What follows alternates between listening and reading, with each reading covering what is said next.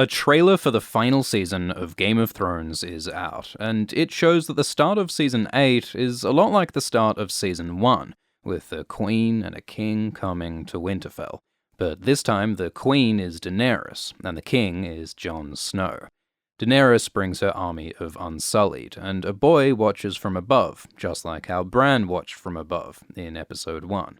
Daenerys also brings her dragons, the first dragons at Winterfell in over 100 years. There's a lot of magic and symbolism in these creatures of fire flying above this icy fortress. Sansa Stark has never seen dragons and magic before. Most of her story has been in the south with the political plots, so she was uncomfortable last season with psychic Bran and faceless Arya. If Season 8 is all about fantastical magical battles, how will Sansa and her skills fit in? And Sansa has enjoyed ruling Winterfell. Will Queen Daenerys threaten her power? Arya also sees her first dragon, and she's excited. She's always wanted adventure and freedom and power, and that's what dragons represent. Arya is a fan of Visenya Targaryen, a dragon queen from hundreds of years ago. So maybe Arya will also like Daenerys, this new dragon queen. We see Jon and Daenerys with the dragons, Rhaegal and Drogon. Rhaegal is the green one, and Drogon is the red one. Daenerys rides Drogon. It's named after her first husband, Drogo, and Rhaegal is named after Rhaegar Targaryen, Daenerys' brother and Jon's real father. So maybe Jon will ride Rhaegal. There could be a cute montage of Daenerys teaching Jon to ride. Oh wait, we already saw that. The dragons have a bunch of blackened bones, which was probably their breakfast, but we heard last season that Winterfell doesn't have enough food for its people, so will they be able to feed 2 giant dragons? If the dragons get too hungry, they might start eating people, which was a problem in Meereen. Daenerys used to have 3 dragons, but Viserion was killed and taken by the Night King. Can Drogon and Rhaegal defeat their undead sibling? Jon stands in the Winterfell Godswood. This is where Ned Stark came to pray and contemplate. Jon thinks that Ned is his father, but last season Bran and Sam learned the truth, that Jon is the son of Rhaegar and Lyanna. Sam plans to tell Jon about his parents, and he looks worried about it, because the truth will make Jon and Dany's relationship a lot more complicated. For one thing, it means that Daenerys is Jon's aunt, and they boat sexed. But also, Daenerys' identity is built on her being the last Targaryen, heir to the throne. If Jon is the true heir ahead of Daenerys, what has Dany been fighting for all this time? It also raises questions about Jon's identity. Is he a Stark or a Targaryen, a bastard or a king? It looks like Jon and Dany have a D&M in the Winterfell crypts, possibly by the statue of Jon's real mother, Lyanna. This again parallels Episode 1, when Ned and Robert discuss Lyanna in the crypts. We also see Tyrion, who was very concerned last season about Jon and Dany's relationship. How will he react to Jon's true parentage? And whose side is Tyrion really on? There might not be much time to angst over incest, because the White Walkers are coming to attack Winterfell. Jaime Lannister arrives and says he'll help fight for the living. Last season, Jaime promised to help fight the White Walkers, and now he wants to keep that pledge. Jaime has always been hated as an oathbreaker and kingslayer. This war is Jaime's chance at redemption, and he's got a lot of crimes to redeem. Last time he was at Winterfell, Jaime crippled Bran. Jaime fought against Ned and warred against Robb. Will the Starks make alliance with their enemy?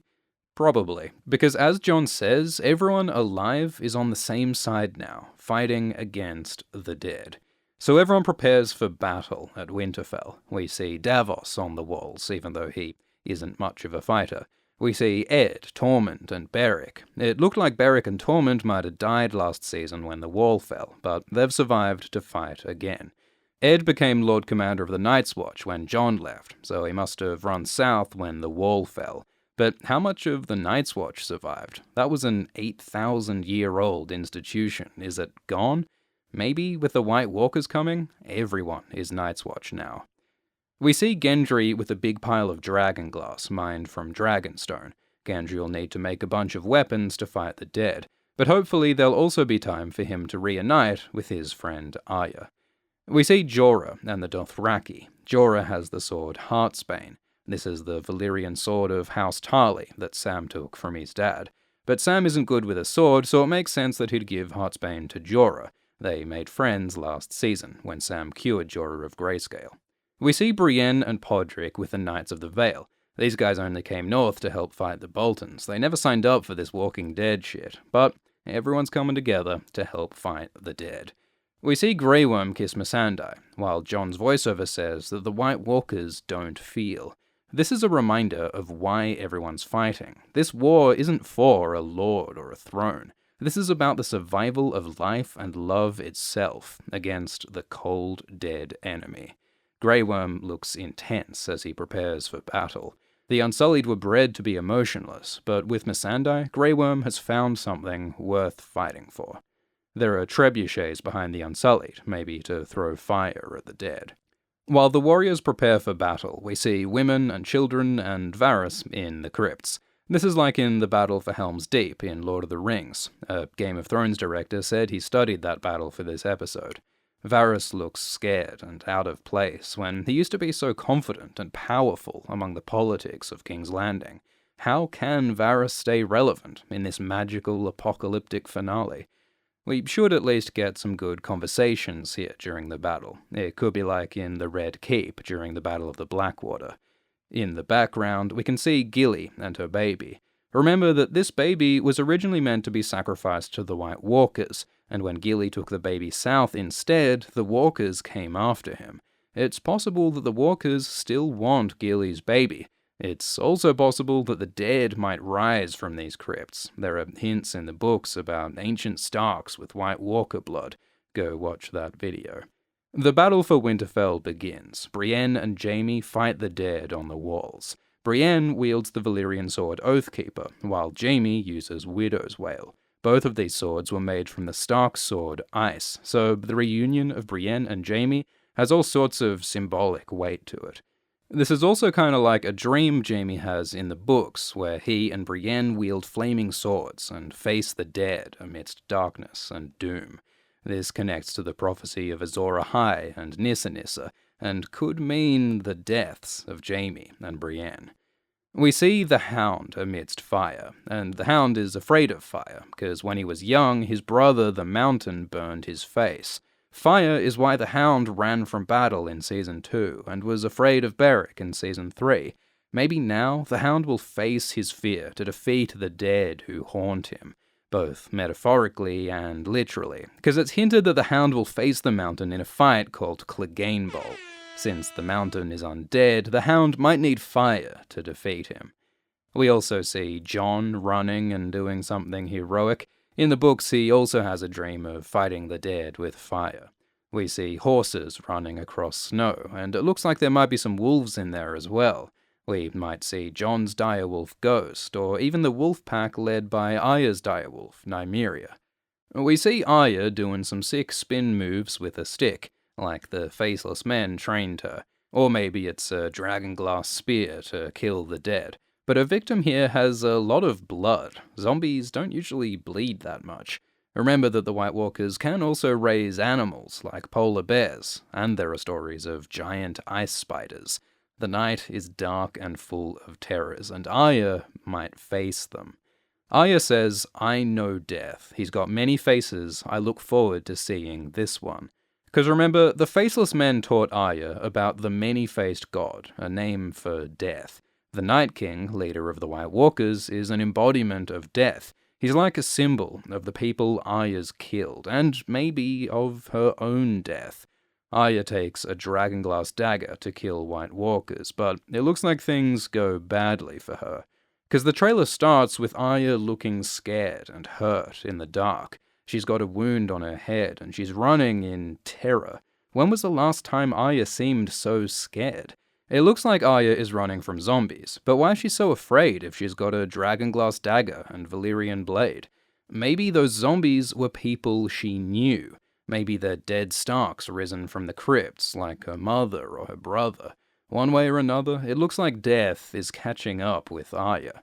In Book 1, Jon jokes that Arya will die in the winter, that they'll find her body with a needle locked tight between her fingers.